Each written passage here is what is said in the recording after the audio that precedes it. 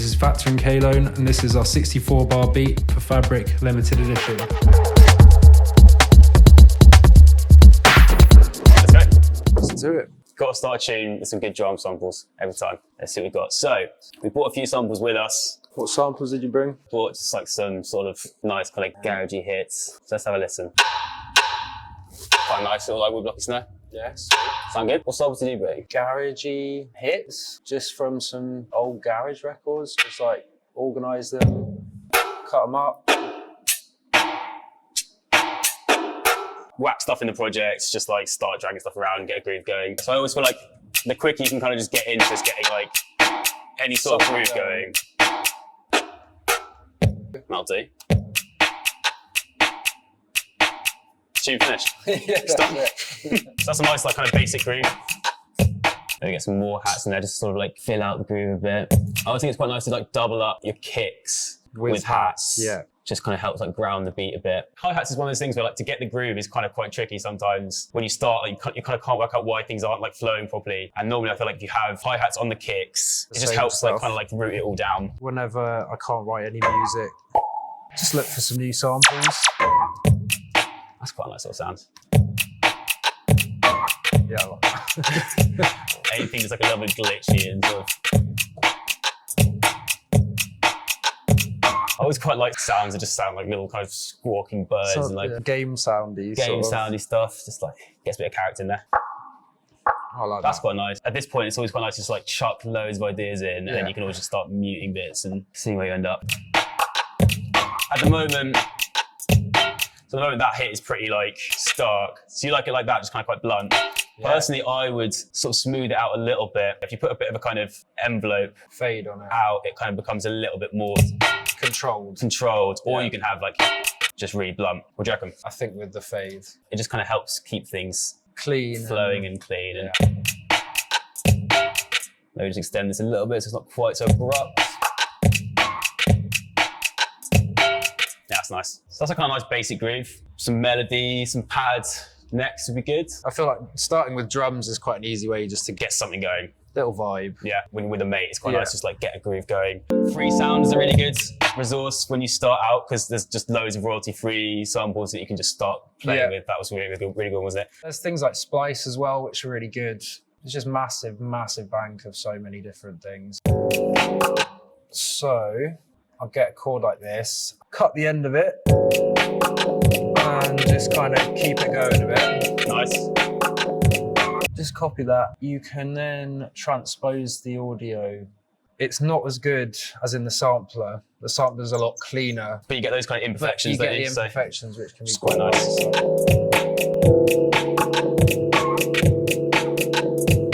This is just the go-to really for both of us really, isn't it? EFM1, you can kind of get some nice subby sounds out of it, and then if you want to bring out some more kind of harmonics and tones, it's really nice for that. So like you have it down here with the FM depth at 0.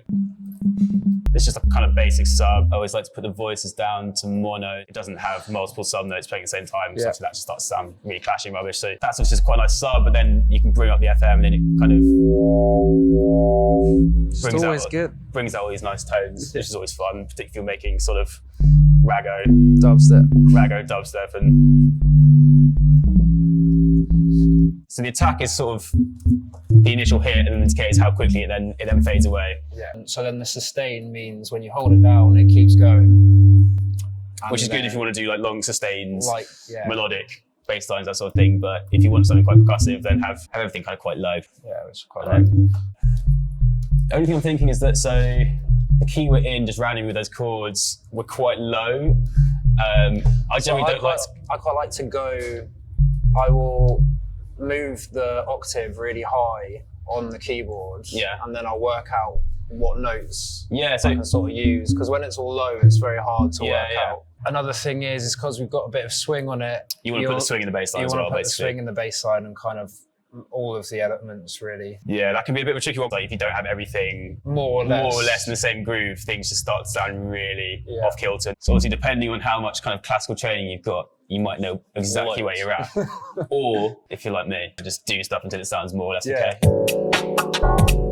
FM, you can get some pretty wild sounds out of it. So Maybe we want to sort of like slightly more like MIDI hit at some point. Yeah. Let's get a little melody in, I reckon. Okay. Just like.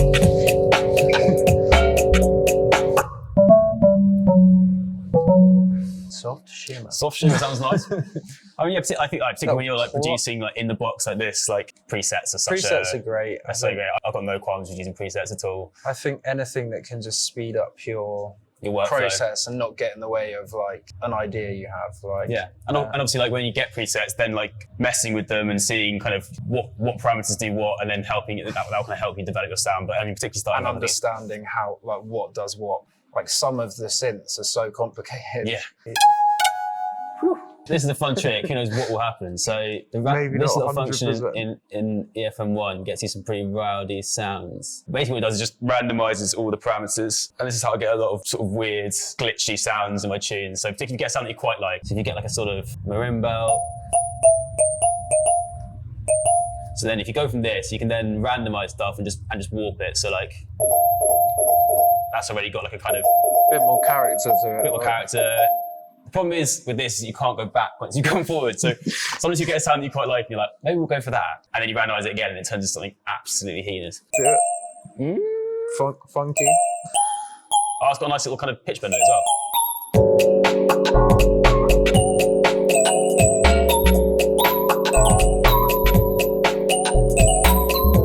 So one thing I quite like to do is start getting involved with like some delay automation. So what we've done here is you put a delay on a bus, which basically means you can then use automation to kind of chuck that sound through that delay as and when you want, and you can record in that automation live. So you can basically kind of dub things out on the fly. Yeah. Basically with a bus, you can just particularly with a delay, you can just bring it up and then the delay will carry on. Okay, why don't we now just space out like a 16-bar loop of this going, and then we can just start dubbing out some of those melodic bits and just get it sounding cool. Because obviously at the moment it's sounding a little bit rudimentary. For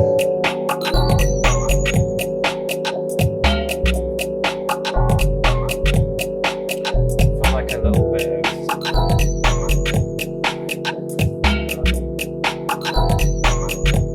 It's always quite nice, I think, when you've got like a little kind of groove going, you can then just get up samples and just sort of like ride stuff over the top, see what sounds cool. So let's just get it kind of going.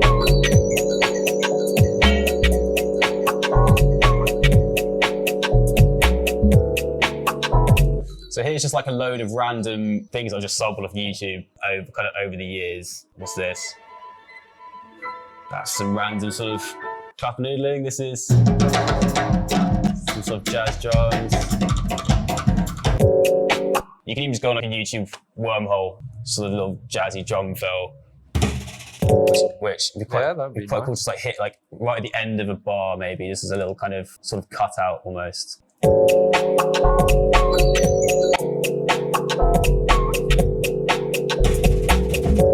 Should we get a vocal in and then maybe a little bit of structure? Sure, structure is key. Add a bit of a like human touch to it. Yeah.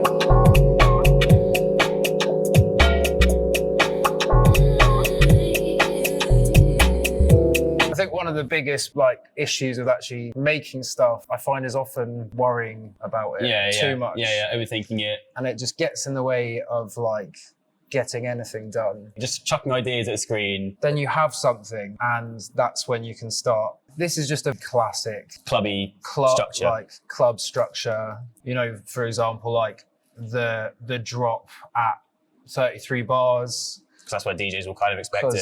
Classic trick, take out the first kick. Yeah, nice. Right. Another fun thing to sort of automate is like the cut off.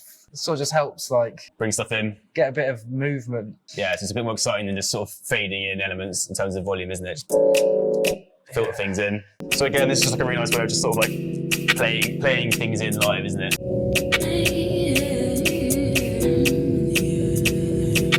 That's the thing, a lot of time when making tunes, I feel like you just kind of listen to it, and then as you listen to it over and over again, you kind of just pick up like that's when something needs to happen. You start off with the kind of basic form, and then as you keep looping it. One of the problems that you're always fighting is getting completely sick of it. Yeah. Because I think like it's that fatigue when you've been on a session for so long. Even with literally your favourite song ever, like you're gonna if you listen to it as much as you're listening to a loop like this, it's going to drive you mental. And Yeah. I find just a constant battle of like, just get it done.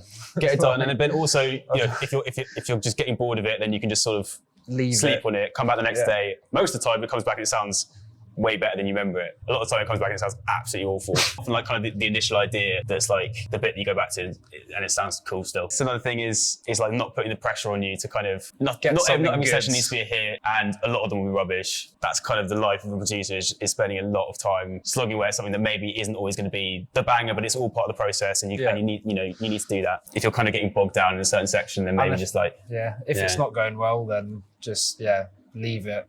Come back to it, and I think then you have a better sense of if it's any good or not. I think at this point you want to kind of like, we need to kind of fill out the mix a bit, don't we? So like some kind of background noise and then some kind of crescendo-y bits. I guess this is kind of what we're talking about as well. Like you can start doing something that's quite like a well-trodden sound, like just like quite classic garagey sounds. But as soon as you start chucking your own sounds into it, then things quite quickly start sounding quite different. Maybe what we should do is we should go to the intro and start building up some of the kind of textures in there, and then because like stuff like that's really good, isn't it? When you're building up kind of crescendos into drops and like transitional periods. So you're gonna put the massive Fat Joe vocal in now. Yeah, what was he saying? This is the point in the tune where you have to decide whether you want the Fat Joe vocal in. I think you do. Just log this joint right. Should we just get a few little just Do like... we need it?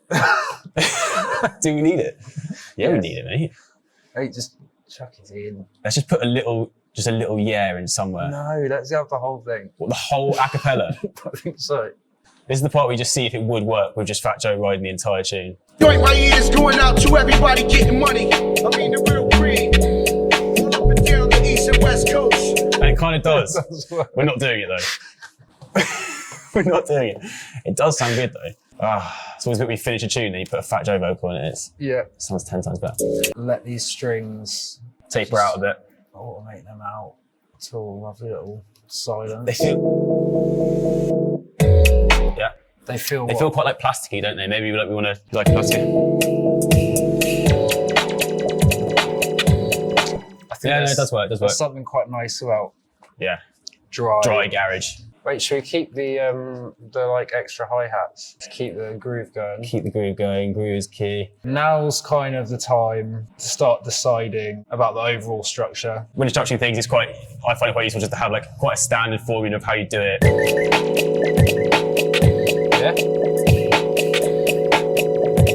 I always quite like just having little effects like that you can then chuck through delays, and then that just means that delays are so nice because you can just have things just like, you can just leave it to do its own work. You know, you can just put a tune, put the delay, and then it can just kind of sit and just like move through the mix. I think like at this stage, you might leave it for a little bit.